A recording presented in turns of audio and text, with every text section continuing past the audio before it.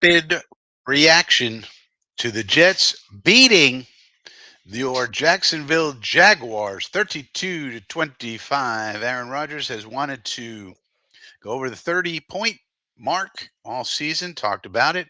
First time he's able to do it.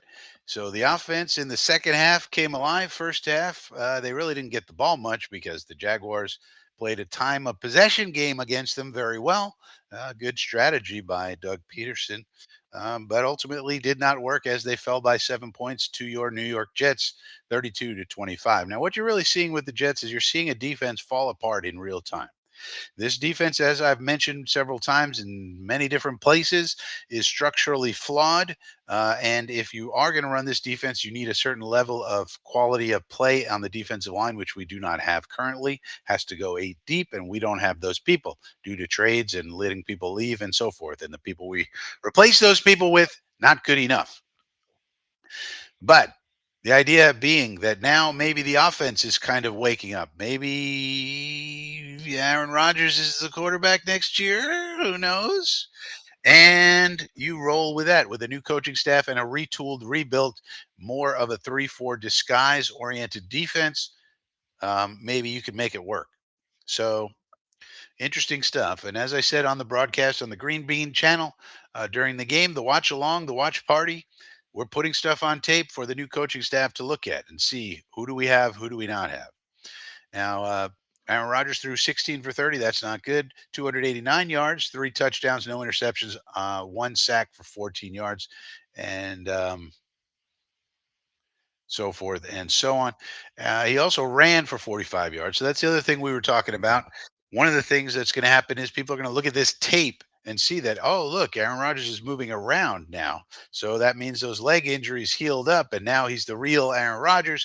And they're going to look at this tape from from last game, this game, and then moving forward. Uh, we didn't really get much going on the ground in this game, even though we had 125 yards total. 45 of that was Rodgers, 21 was Ashton Davis on a fake punt, so that doesn't really count. Receiving, though, Devontae Adams, 9 catches, 198 yards, 2 touchdowns. Garrett Wilson, 3 catches, 56 yards, 1 touchdown. So that's our dynamic duo. If we keep them in place, Devontae has to restructure his deal. Maybe Rodgers restructures his deal to give us some cap relief, and maybe that's the way we do it going forward. Brees Hall, 2 catches, 21 yards. Jeremy Ruckert, in his time to shine, did not shine. So Jeremy Ruckert is someone that's probably out of here. 1 catch, 12 yards. I mean, he just did not do enough to really justify him staying. Now we'll have to take a look at the tape and see how he blocked and so forth and so on. Alan Lazard, no catches, no yards. Can we get Malachi Corley in here? Scratchy Malachi. Stop playing with Malarkey with Malachi. Get him in here. Get him some looks. Anyway, Jamian Sherwood led the team, 9 tackles, 6 solo. So Jamian continues to play well. The defensive backfield did not play well, even though we did have 2 interceptions today to break our schneid. One was an arm punt, and another one was just a long pass that Mac Jones couldn't hit because he's not good at doing that. We did have 2 sacks, Solomon Thomas, Javon Kinlaw, but the defense overall not looking good, and we need to completely retool that. So Mac Jones, 31 out of 46, 294 yards, 2 TDs, 2 interceptions, 2 sacks. Travis Etienne had 65 yards. Tank Bigsby added another 42, so that's over 100 right there with the running backs. So, and Mac Jones almost had 300 yards passing. So not good at all on the defensive side. Now, Brian Thomas Jr.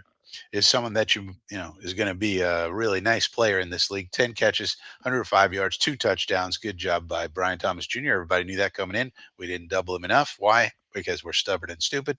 Brenton Strange, their tight end, 11 catches, 73 yards. Parker Washington, 3 catches, 54 yards as well. So, yeah, just when you thought we would lose out, no, we get a win. So we're 4-10 on the year, third place in the AFC East.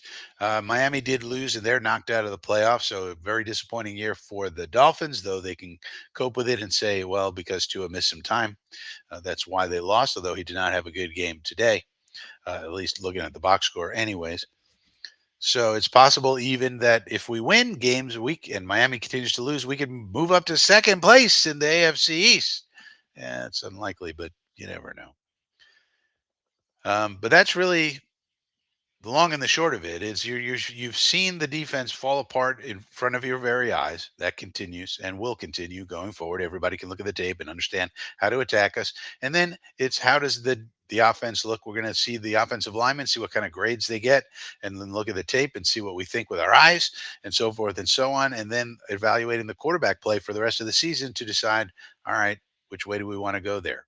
But that's the rapid reaction. Jets 32, Jaguars 25. Let me know what you thought of this game in the comment section down below.